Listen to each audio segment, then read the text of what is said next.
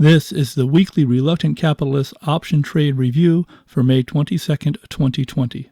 This webcast will review a trade planned in last week's video that produced a 216% annual return, and a trade planned for next week.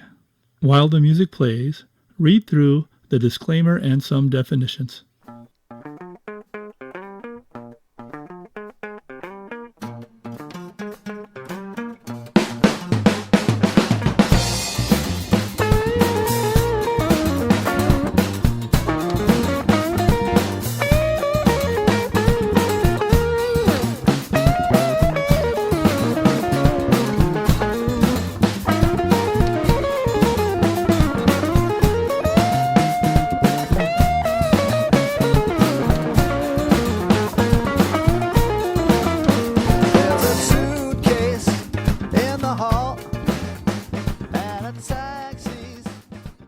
Now a review of a trade executed this week.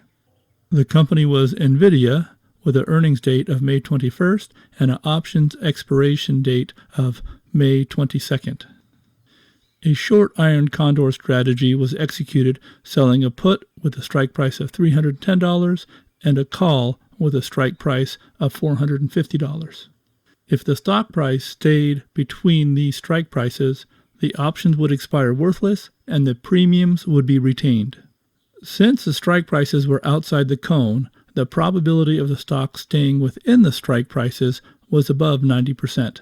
To minimize risk and maximize buying power, long positions were purchased.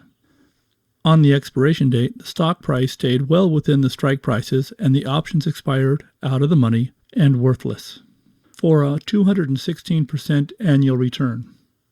Here's the net revenue or profit for a 0.86% holding period return and a 216% annual return. 250 days was used to calculate the annual return as opposed to 365 because this trade did not roll over a weekend and there are about 250 trading days a year. If 365 days was used, the annual return would be much higher.